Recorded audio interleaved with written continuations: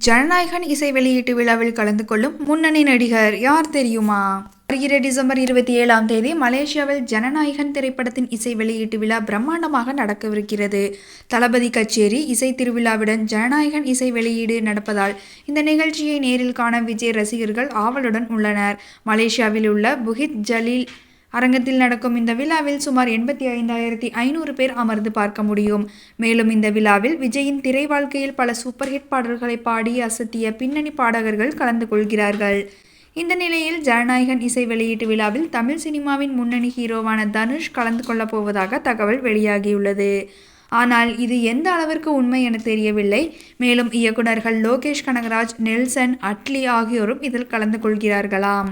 நடந்தால் கண்டிப்பாக ரசிகர்களுக்கு செம ட்ரீட்டாக அமையும் என்பதில் எந்த ஒரு சந்தேகமும் இல்லை. ஏற்கனவே மெர்சல் படத்தின் இசை வெளியீட்டு விழாவில் தனுஷ் கலந்து கொண்டார் என்பது குறிப்பிடத்தக்கது.